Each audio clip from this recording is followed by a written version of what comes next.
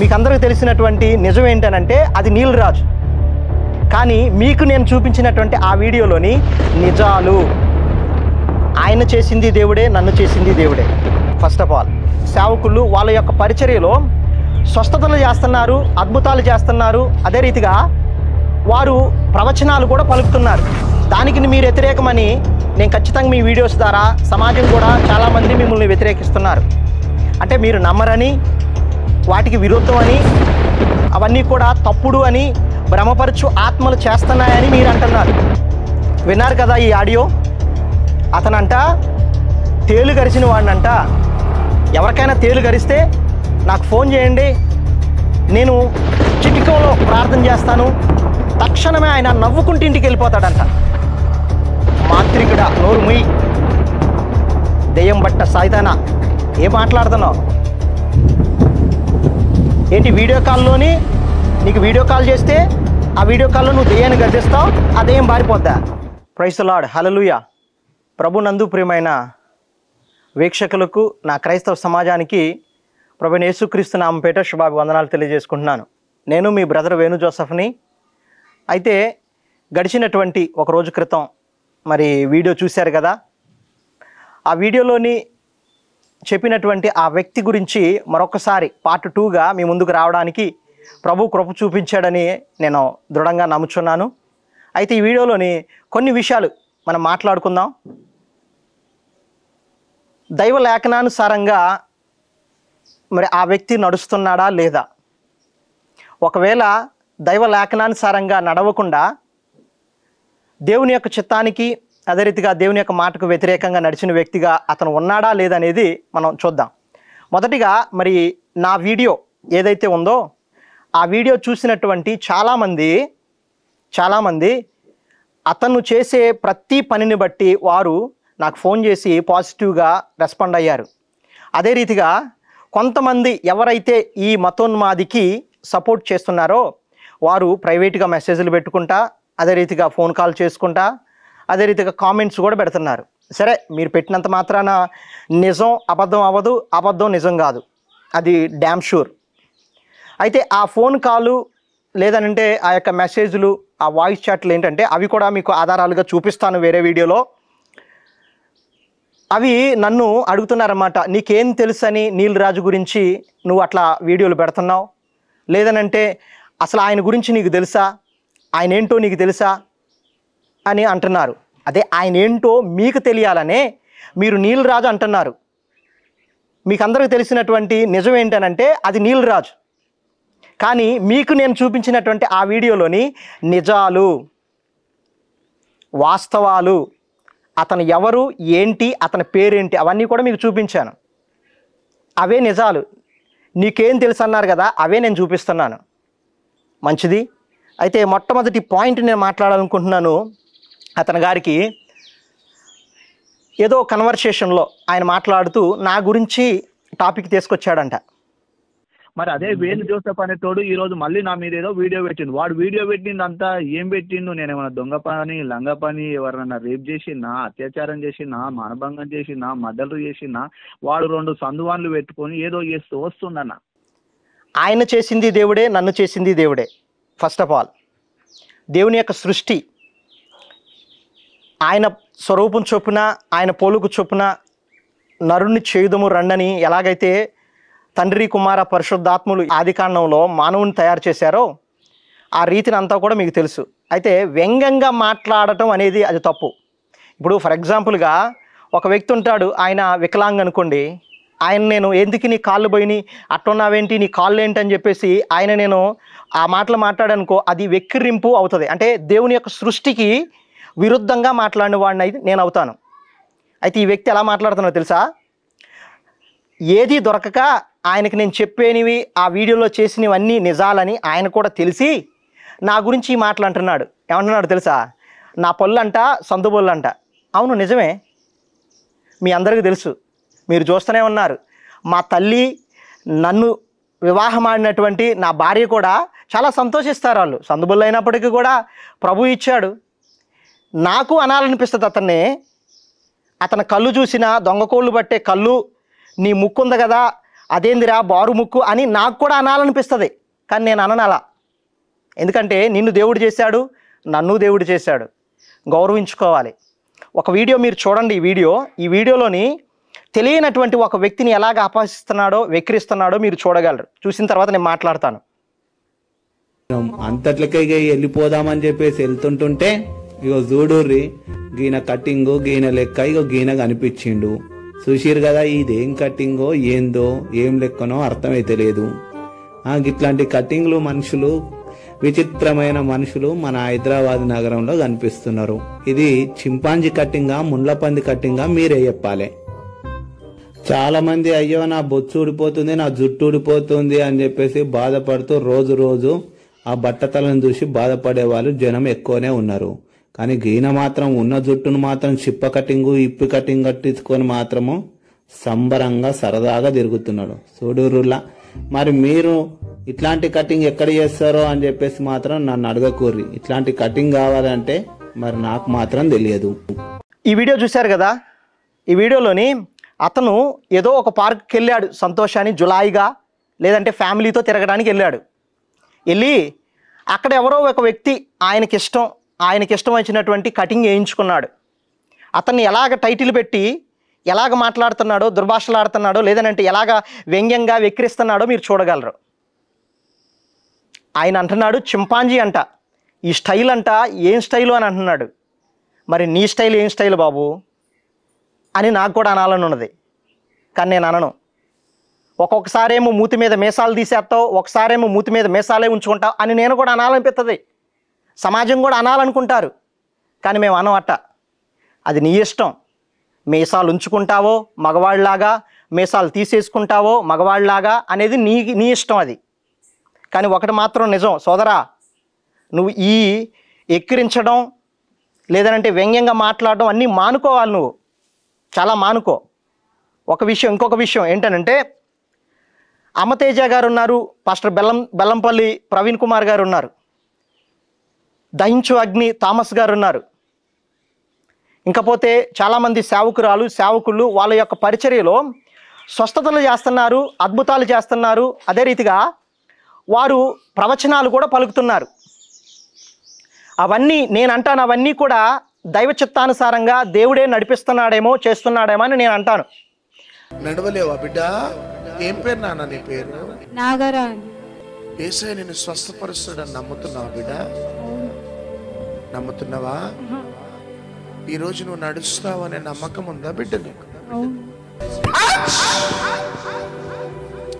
Spirit of the living God, anointing release చేస్తా ప్రతి organs లోని పవర్. ఆమేన్ ఆమేన్. గెట్ అప్, లే. దేవా నానందమా ఇటు చూడు, కడుపులో మంట స్టార్ట్ అయిందా? In the name of Jesus వెనకాల పట్టుకోండి. యేసు నామములో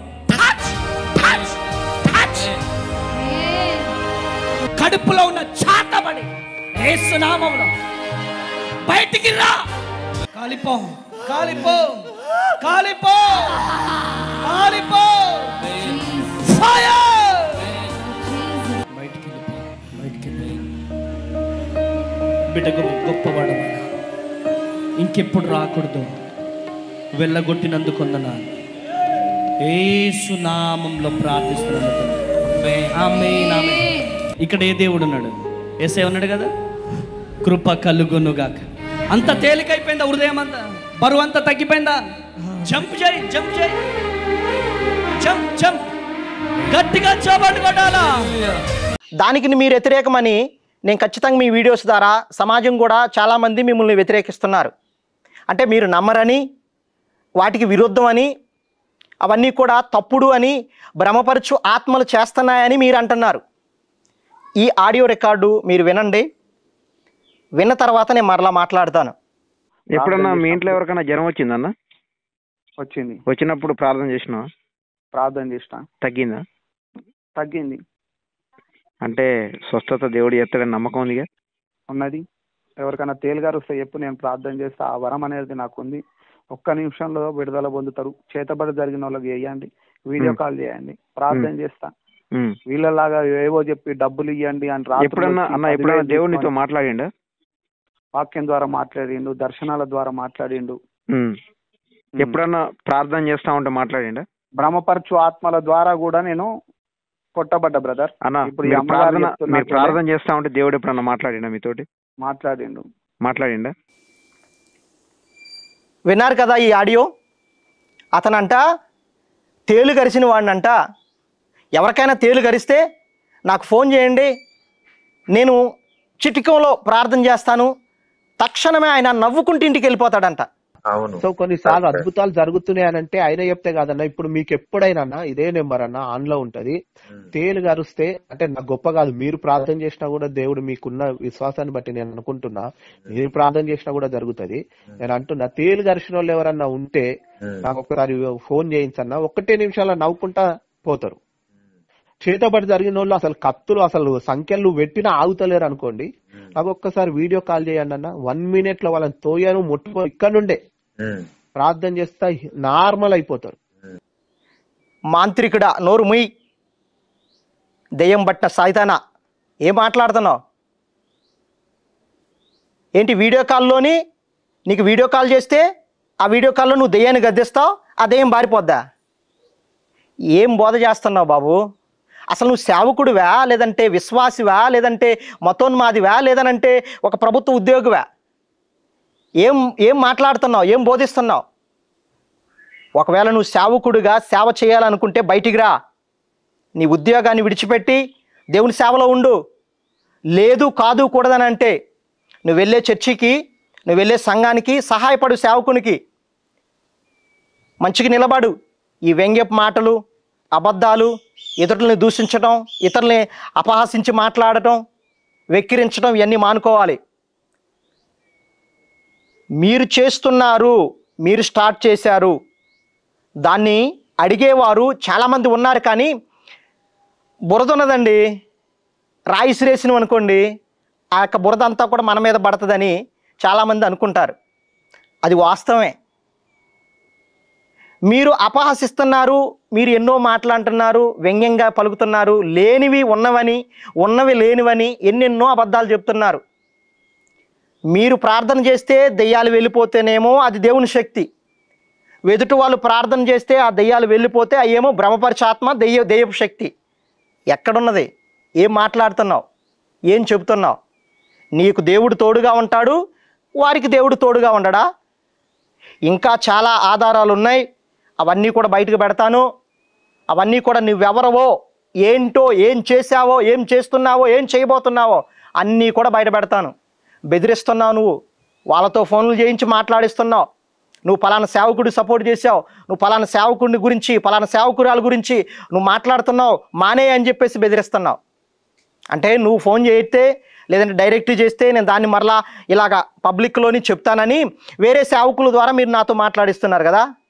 మాట్లాడించండి. అబద్ధాన్ని ప్రకటించే మీకే అంత రోషం ఉంటే, నిజాన్ని, దేవుని శక్తిని నమ్మి దేవుని యొక్క శక్తి ద్వారా అనేక కార్యాలు చేస్తున్నటువంటి సేవకులు, వారి పక్షాన నేను మాట్లాడుతున్నాను. నాకెంత బలం ఉండాలి, లేదంటే నాకెంత ధైర్యం ఉండాలి?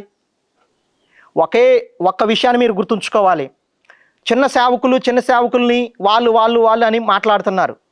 ఏది చిన్న సేవకులు ఉన్నారు, వారిని ఎవరు పట్టించుకోవట్లేదు, ఈ పెద్ద పెద్ద సేవకులే వారే పబ్లిక్గా లేదంటే పాపులర్ అవుతున్నారని మీరు అంటున్నారు కదా. ఒక విషయం గుర్తుంచుకోండి, వారి యొక్క స్టార్టింగ్ స్టేజ్ ఎప్పుడైనా మీరు చూసారా? మీకు తెలుసా? ఏ వ్యక్తి అయినా, ఫర్ ఎగ్జాంపుల్ తీసుకోండి, ఏ వ్యక్తినైనా స్టార్టింగ్ స్టేజ్, వారి సేవా పరిచర్యలో మొదటిలో ముందడుగు వేసినటువంటి ఆ స్థితిలో ఎలా ఉన్నారు, తర్వాత క్రమేపీ ఎలాగ దేవుడు ఆశీర్వదించాడు. ఒక వ్యక్తిని ఆశీర్వదిస్తున్నాడనంటే దేవుడు తన యొక్క వ్యక్తిత్వాన్ని, తన పరిచర్యను బట్టే దేవుడు ఆశీర్వదిస్తాడు. ఏదో ఇప్పుడు ఉన్నాయి, ఇప్పుడంతా అంతస్తుల్లో ఉన్నారు, లేదంటే మంచి కారులో తిరుగుతున్నారని అంటే అది వారందరినీ మోసం చేసి అబద్ధాలు చెప్పి వారు ఇప్పుడు సంపాదించారని కాదు. దేవుడు ఆశీర్వదించారని ఎందుకు అనుకోవట్లే నువ్వు?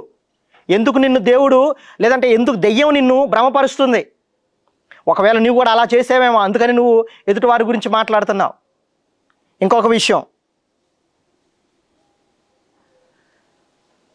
నా గురించి అన్నావు నువ్వు, అతను ఎక్కడెక్కడ డబ్బులు తీసుకున్నాడో, ఏం చేశాడో, ఏం సంపాదించాడో అవన్నీ కూడా నేను సేకరిస్తున్నాను, నా దగ్గర ఉన్నాయి అని అన్నావు. రా. ఎక్కడికి వస్తావు? జార్ఖండ్కి వస్తావా? ఖమ్మానికి వస్తావా? చూద్దాం. 2006 సంవత్సరంలో దేవునిలోనికి మా అమ్మ నాన్న ద్వారా నేను వచ్చాను. వారి యొక్క విశ్వాసం ద్వారా వచ్చాను. అప్పటి నుండి యథార్థంగా, రోషంగా, నిష్టగా మేము ఉన్నాం కనుకనే డబ్బు కానీ, లోకాశలు కానీ, లోకపు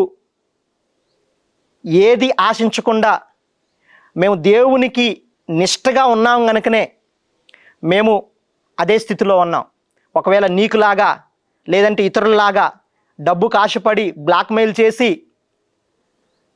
అబద్ధపు సాక్ష్యాలు పలుకుతూ వారి యొక్క పేరుని, వారికి ఉన్నటువంటి గౌరవాన్ని సమాజంలో పాడు చేస్తూ, ఓకేనా, ఇలాగ చేస్తే మేము ఎప్పుడో అంతస్తులు కట్టేవాడిని, కారుల్లో తిరిగేవాడిని, బంగ్లాల్లో ఉండేవాడిని, అర్థమైందా, ఎన్నెన్నో చేసేవాడిని.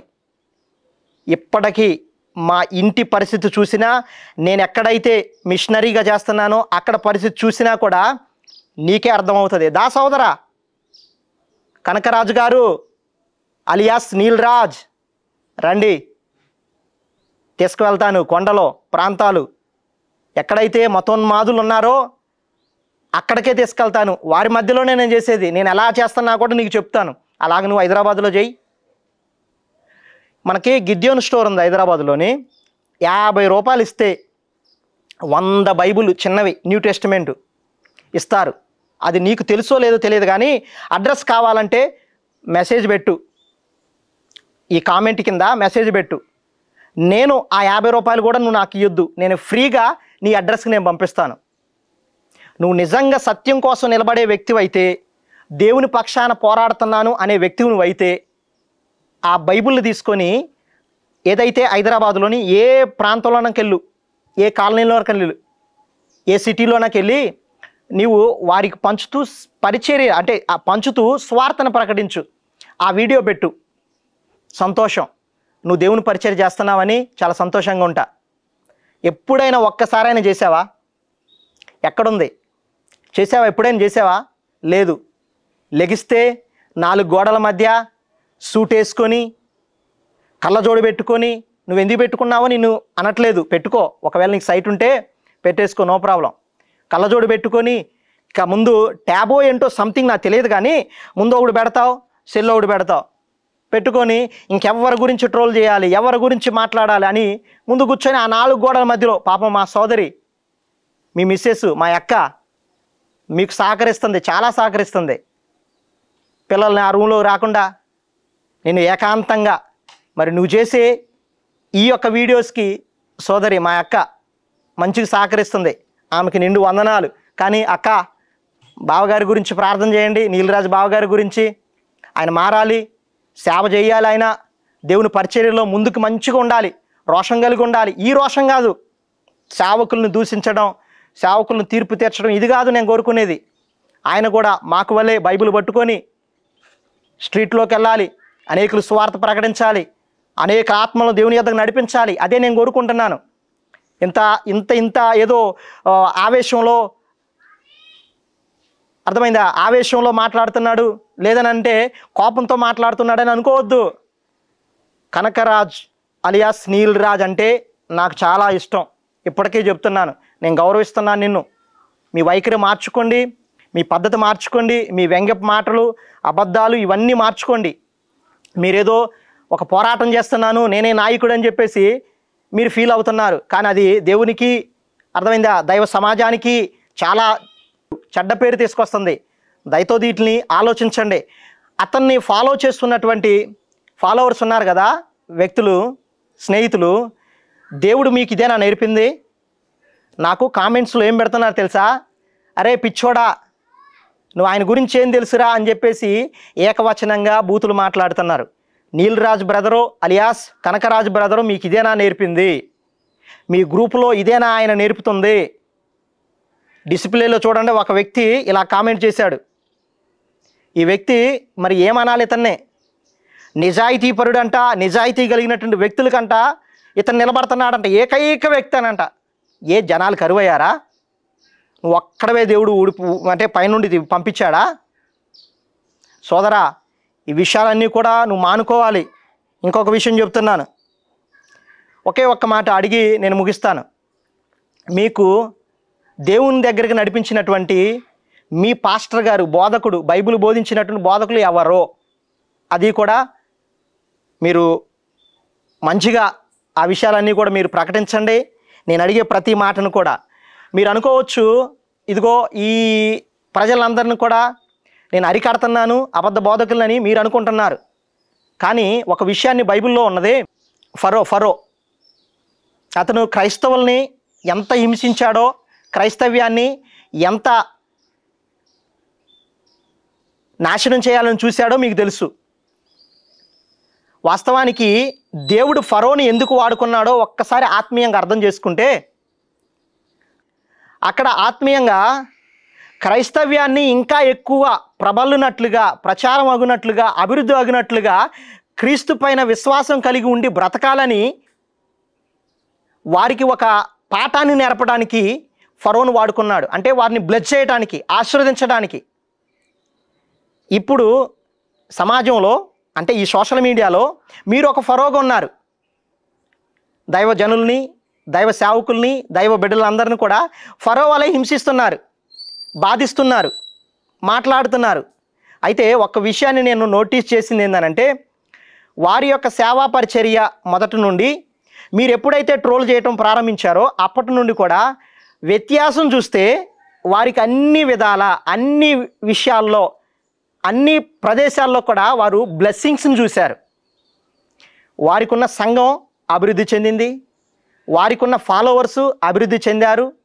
వారికి ఉన్నటువంటి ఆ బ్లెస్సింగ్స్ మెటీరియలే కానీ, స్పిరిచువల్ బ్లెస్సింగ్సే కానీ, ఇంకేదైనా పేరే కానీ, ఫేమే కానీ, ప్రతిదీ కూడా దేవుడు అభివృద్ధి చేశాడు. మీరు ఒకందుకు ట్రోల్ చేయటం కూడా మంచిదే అనిపిస్తుంది నాకైతే. కానీ బైబిల్ పరంగా, వాక్యానుసారంగా మీరు చేస్తుంది తప్పు. దాన్ని మీరు వెనక్కి తీసుకోవాలి. మాట్లాడే ప్రతి మాటను కూడా, ఎవరినైతే మీరు అంటున్నారో అవన్నీ కూడా వెనక్కి తీసుకొని దేవుని సేవలో, దేవుని పనిముట్టుగా మీరు వాడబడాలని నా మనస్ఫూర్తిగా నేను కోరుకుంటున్నాను. సోదరా కనకరాజ్ అలియాస్ నీలరాజు గారు, మీ యొక్క ఐడి కార్డుతోని మీరు ఒక వీడియో చేయండి. మీ ఛానల్లో మీ అడ్రస్తోని, మీ పూర్తి పేరుతో, ఆధార్ కార్డులో ఉన్నటువంటి పేరుతో మీరు పూర్తిగా మీరు చేయండి. చేసి క్రైస్తవ సమాజానికి మీరెందుకు మీ పేరు మార్చుకొని అందరికీ మీ పేరు నీలరాజ్ అని పెట్టుకుంటున్నారో ఇవన్నీ కూడా చెప్పాలి. ఎందుకనంటే ఒక మతోన్మాది తన పేరుని హైడ్ చేసుకొని ఇంకొక పేరుతో ప్రజలకు ఫోన్ చేస్తాడు, పాస్టర్లకు ఫోన్ చేస్తాడు, ఫోన్ చేసి బెదిరిస్తుంటాడు. మరి మీరు మతోన్మాదులా? అది కూడా నిరూపిస్తాను, అది కూడా చూపిస్తాను.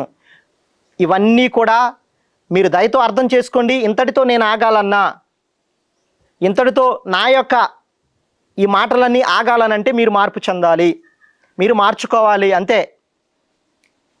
మీరు మార్చుకొని మీ వైఖరి అంతా కూడా తగ్గించుకుంటే నేను ఆగుతాను, మిమ్మల్ని అనేక ప్రాంతాలకు తీసుకొని వెళ్తాను, మీతో సేవ చేస్తాను. ఒక సేవకుడు నాకు ఫోన్ చేశారు కర్నూలు నుండి ఫోన్ చేసి, ఎందుకు సోదరా మీరు ఇలా పెట్టడం, దాన్ని బట్టి అసలుకి బాగలేదు అని అంటున్నాడు. నేను ఒకటే అడిగాను, నా వీడియోలోని నేను పెట్టిన దాంట్లో ఏదైనా తప్పు మాట్లాడానా, ఏదైనా ఆయన దూషించానా అని అడిగాను. అడిగినప్పుడు ఏం అనలేదులే, కానీ ఎందుకు కౌంటర్లు ఇచ్చుకోవటం, మీరిస్తారు ఆయన ఇస్తాడు, మీరిస్తాడు ఆయన ఇస్తాడు, కేసులు అవుతాయి, కేసులు పెట్టుకుంటారంటున్నారు. నేను మాట్లాడిన దాని మీద ఆయన కేసు పెడతాడనని బెదిరిస్తున్నాడు. పెట్టుకోండి, ఏ రకంగా పెడతాడో, ఏ పాయింట్లో, ఏ సెక్షన్లో పెడతాడో పెట్టుకోమనండి. ఆయన అంటాడు కదా, కొన్నిసార్లు అబద్ధాన్ని ప్రకటించి ఇతరుల మీద నిందలు మోపే నువ్వే ధైర్యంగా అంటున్నావు దేవుడు నా పక్షాన ఉన్నాడు, దేవుడు నాకు తోడుగా ఉన్నాడని. మరి దేవుని ప్రజలైనటువంటి, దేవుని సేవకులైనటువంటి, దేవుని యొక్క బిడ్డలైనటువంటి నా యొక్క సమాజం, క్రైస్తవ సమాజం, వారి పక్షాన, దేవుని పక్షాన నేను ఉండి మాట్లాడుతున్నాను కదా, దేవుడు నాకు తోడుగా ఉండడా? దేవుని ప్రజలు నాకు తోడుగా ఉండరా? నేను కూడా చెప్పగలను, దేవుడు నాకు తోడుగా ఉన్నాడు. అదే రీతిగా దేవుని యొక్క ప్రజలందరూ కూడా నా పక్షాన నిలబడి నాకు తోడుగా ఉన్నారని దృఢంగా చెప్పగలను. అయితే దయతో ఈ విషయాలన్నీ నెగిటివ్గా తీసుకోకుండా పాజిటివ్గా తీసుకోవాలని ప్రేమతో మిమ్మల్ని రిక్వెస్ట్ చేస్తూ మీరు మారాలని, మార్పు చెందాలని, మీ వైఖరి అంతా కూడా తగ్గించుకొని దేవుని సేవ చేస్తారని భావిస్తూ నేను మీ బ్రదర్ వేణు జోసెఫ్ని. May God bless you all. Thank you.